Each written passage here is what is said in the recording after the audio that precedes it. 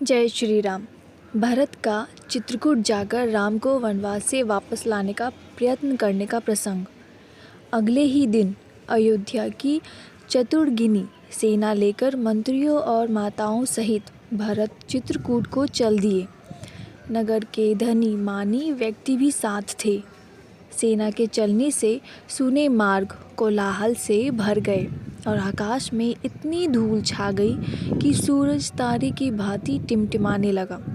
शाम तक वे सभी श्रृंगवेरपुर जा पहुँचे। वहीं गंगा तट पर सेना ने पड़ाव डाला। श्रृंगवेरपुर के राजा निषाद राजगुह ने सेना की पटाकाओं से जान लिया कि यह अयोध्या की चतुर्गिनी सेना है। राम के वनवास जाने व भरत के राजा बनने समाचार ने उसे भ्रम में डाल दिया। निषाद राज ने अपने साथियों से कहा कि मालूम होता है कि भरत के ऊपर अब राजमद सवार हो गया है। लगता है कि वो राम को वन में मारकर वे निष्कंटक राज करना चाहते हैं, लेकिन यह तो मैं जीते जी नहीं होने दूंगा।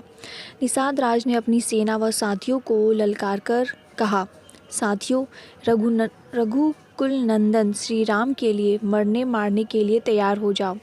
आज भरत की सेना से लोहा लेना है। मैं जानता हूँ कि हम लोग उसका मुकाबला किसी भी प्रकार से नहीं कर सकते। उनकी सेना के सामने हमारी संख्या बहुत कम है, परंतु हमारा धर्म है कि प्राण रहते भरत व उनकी सेना को गंगा पार न होने दे। एक न एक दिन मरना तो सबको है। फिर राम का काम रणभूमि में वीरगति और गंगा का किनारा, इससे बढ़कर और क्या हो सकता है। हमारे पास 500 नावें हैं। हर नाव में 100 सैनिक बैठ जाएं और सारे तटों को घेर ले। मैं आगे जाकर स्थिति का पता लगाता हूँ। अगर भरत अपने भाई से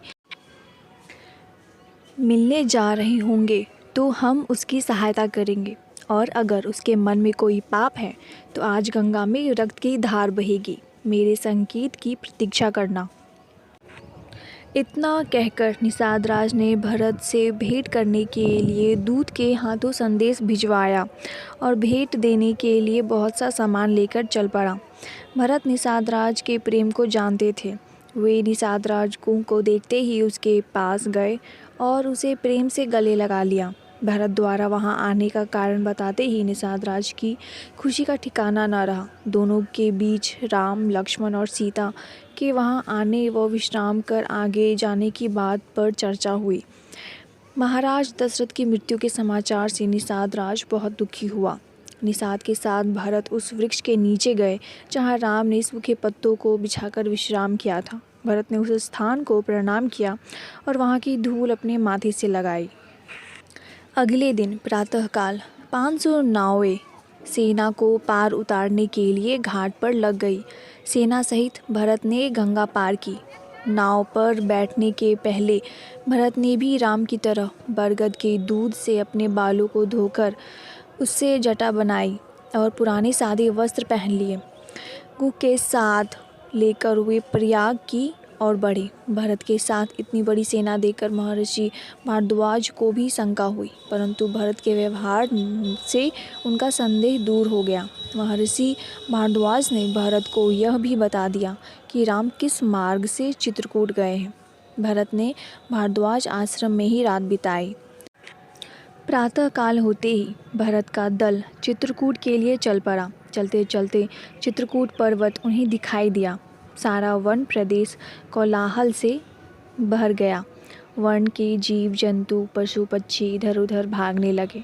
कुछ दूरी पर धुआं उठते देख गुह ने अनुमान लगाया कि वही कहीं प्रभु राम की कुटिया होगी। इधर राम को भी आकाश में धूल उड़ती दिखाई दी। पशु पंछी भी भाग रहे थे। जब कुछ कोलाहल भी समीप आता सुनाई पड़ने लगा, राम ने लक्ष्मण से कहा, भाई ऊंचे वृक्ष पर चढ़कर देखो तो क्या बात है। लक्ष्मण ने चढ़कर देखा, चतुर्गिनी सेना आ रही है। उन्होंने पटाकाएं देखकर जान लिया कि अयोध्या की सेना है। वे बोले, आर्य, जानकी माता को सुरक्षित स्थान में पहुंचाकर धनुष बाण उठाइए। मालूम होता है कि भरत हमको वन में ही नहीं रहने देंगे। वे हमें मारने आ रहे हैं। क्रोध में लक्ष्मण ने कहा, कि आज मैं भाई भरत को युद्ध भूमि में सुलाकर कैकेयी और मंथरा को भी मृत्यु लोक पहुंचा दूंगा। पेड़ से उतरकर लक्ष्मण धनुष बाण लेकर तैयार हो गए। उन्हें उत्तेजित देखकर राम बोले, हे प्रिय लक्ष्मण, वीर पुरुष, धैर्य और समझदारी से काम लो। मैं भरत को अच्छे से जानता हूँ, वो साधु स्वभाव का है। मेरा मन कह रहा है कि वो मुझसे मिलने ही आ रहा है। बड़े भाई की बात सुनकर लक्ष्मण शांत हो गए। इधर भरत सेना को रोककर शत्रुघ्न के साथ आगे बढ़े। उन्होंने देखा कि राम एक शिला पर बैठे हैं। पास में ही सीता और लक्ष्मण भी बैठे हैं। वे राम को देखते ही व्याकुल हो गए और रोते हुए राम के चरणों में गिर पड़े। भरत को देखकर राम प्रसन्न हो गए। उन्होंने भरत को उठाकर छाती से लगा लिया। दोनों की आंखों में अश्रु की धाराएं बहने लगी। भाई से मिलकर भरत ने सीता के चरणों में प्रणाम किया। सीता का आशीर्वाद पाकर भरत को बड़ा संतोष हुआ। फिर वे लक्ष्मण से गले मिले। शत्रुघ्न ने भी राम, लक्ष्मण और सीता के चरणों में प्रणाम किया। गुरु और माताओं के आने का समाचार पाकर राम लक्ष्मण उनसे मिलने गए। गुरु के चरणों में प्रणाम कर वे माताओं से मिले। अपने कुटुंबियों और नगरवासियों से भी बड़े स्नेह के साथ मिले। सीता को तपस्विनी वेश में देखकर माताएं बड़ी दुखी हुई। इतना सब देखकर अब कैकेयी भी मन ही मन पछता रही थी। इधर भरत ने राम को पिता दशरथ की मृत्यु का समाचार सुनाया। भरत ने कहा, हे राघव, आपके वनवास चले जाने के बाद पिताजी पुत्र वियोग में बेसुध रहने लगे। धीरे धीरे उनका स्वास्थ्य खराब हो गया और वे आपसे दूर होने के शोक में मृत्यु लोक चले गए। एकाएक पिता की मृत्यु का समाचार सुन राम का हृदय शोक में डूब गया। धीर, गंभीर और शांत स्वभाव रहने वाले राम के मुख पर भी शोक व दुख की लहर साफ देखी जा सकती थी। राम स्वयं को अपने पिता की मृत्यु का कारण मानकर बड़ी देर तक रोते रहे। फिर वो मंदाकिनी तट पर गए। वहाँ उन्होंने विधि विधान से पितृतर्पण किया और एक फल लेकर पिंडदान देते हुए कहा, पिताजी, आपके वनवासी पुत्र के पास पिंड देने के लिए केवल यही है। इसे ग्रहण कर संतुष्ट हो और आशीर्वाद दें। अगले दिन सब लोग राम के पास इकट्ठा हुए। भरत ने राम के चरणों पर सिर रखकर माता कैकेयी के अपराधों के लिए क्षमा मांगी और अयोध्या लौट चलने की प्रार्थना की। राम ने प्रेम भाव से भरत को हृदय से लगा लिया और कहा, जो कुछ हुआ उसमें ना तो माता कैकेयी का दोष है और ना ही तुम्हारा। सब अपने कर्मों का फल भोगते हैं। जहाँ तक मेरे लौटने की बात है, मैं 14 वर्ष तक वन में ही रहकर पिता के वचन का पालन करूँगा। पिता ने जब अपने वचन के लिए प्यारे पुत्र को वन भेज दिया और अपने प्राण भी त्याग दिए, तो अब उनके मरने के बाद मेरे लिए और तुम्हारे लिए यही उचित है कि उनके वचन का पालन करें। तुम अयोध्या में रहकर प्रजा पालन करो और मैं 14 वर्ष तक वन में वास करूं। चारों भाई अपना अपना कर्तव्य का पालन करें और पिता के सत्य धर्म की रक्षा करें। इससे ही पिताजी को शांति मिलेगी। इस पर भरत ने कहा, हे भ्राता, मेरे कारण आपको ये कष्ट भोगना पड़ रहा है। अब आपके स्थान पर 14 वर्ष मैं वन में रहूँगा। मैंने भी मुनि वेश बनाकर कठोर व्रत का संकल्प ले लिया है। अतः अब आप मेरे आग्रह को स्वीकार कर पुनः अयोध्या लौट चलो। भरत के साथ साथ माताओं, गुरुजनों और नगरवासियों ने भी अपनी अपनी तरह से राम से अयोध्या वापस लौटने के लिए कहा, पर राम किसी तरह लौटने को तैयार नहीं हुए। इधर उधर भरत भी हट कर रहे थे। तब राम ने कहा, हे प्रिय भरत, तुम्हें यह पता नहीं होगा लेकिन तुम्हारे नाना ने जब माता कैकेयी का विवाह पिताजी के साथ किया था, तब उसने यह वचन ले लिया था कि उनकी मृत्यु के बाद कैकेयी का पुत्र ही अयोध्या का राजा होगा। अतः इस राज्य पर पहला अधिकार तुम्हारा ही है। इसके अतिरिक्त महाराज दशरथ ने भी माता कैकेयी को वचन दिया है कि अयोध्या की युवराज तुम बनोगे। अतः हे प्रिय अनुज, अब हठ मत करो और जाकर अयोध्या का राजभार संभालो। सभी प्रयास विफल होने व राम द्वारा वापस लौटने के आग्रह को अस्वीकार करने के बाद भरत ने सोने से बनी चरण पादुका जूते राम के सामने रख दी। भरत ने राम को आग्रह किया कि और सोने की चरण पादुका पैरों में पहनने के लिए कहा।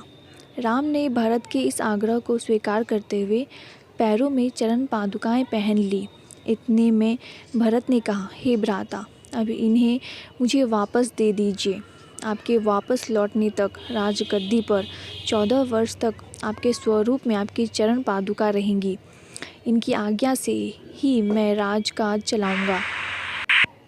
अगर 14 वर्ष बीतने पर आप न आएंगे तो अगले दिन ही मैं आग में जलकर अपने प्राण त्याग दूंगा। यह कहकर राम की चरण पादुका लेकर भरत ने सिर पर रख ली। राम ने भरत से कहा, हे अनुज, नीतिपूर्वक प्रजा का पालन करना और प्रजा को सुखी रखना राजा का सबसे पहला कर्तव्य है। सब माताओं के समान व्यवहार करना, माँ कैकेयी को भी किसी तरह का दुख न देना। तुमको मेरी और सीता की सौगंध है। यह सुनकर वहाँ उपस्थित सभी जन राम की उदारता का गुणगान करने लगे। राम, लक्ष्मण और सीता ने गुरुजनों और माताओं को प्रणाम किया और नम आँखों से भरत सहित सभी को वहाँ से विदा किया। भरत ने राम की चरण पादुकाओं को एक सुसज्जित हाथी पर सिंहासन में स्थापित किया और वे सभी के साथ अयोध्या को चल पड़े। अयोध्या पहुंचने पर भरत ने राम की चरण पादुका को राज सिंहासन पर स्थापित किया। मंत्रियों को उन्होंने राजकाज सौंपकर कहा कि राम की इन चरण पादुकाओं का ही शासन रहेगा। आप लोग यत्नपूर्वक ऐसे काम करें जिससे प्रजा में सुख समृद्धि बढ़े। माताओं की देखभाल के लिए उन्होंने शत्रुघ्न को निर्देश दिए। अयोध्या का सब प्रबंध करके भरत नगर के बाहर नंदीग्राम में मुनिवेश बनाकर रहने लगे। भरत के चले जाने के बाद राम, लक्ष्मण और सीता मंदाकिनी नदी के किनारे किनारे दक्षिण की ओर बढ़े और अत्रि ऋषि के आश्रम में पहुँचे। तीनों ने ऋषि को प्रणाम किया।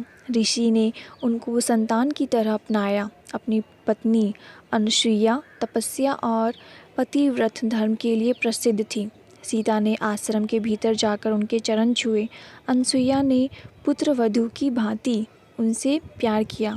अनुसुईया ने सीता को पति सेवा का उपदेश दिया और प्रसन्न होकर कुछ मांगने को भी उन्होंने कहा।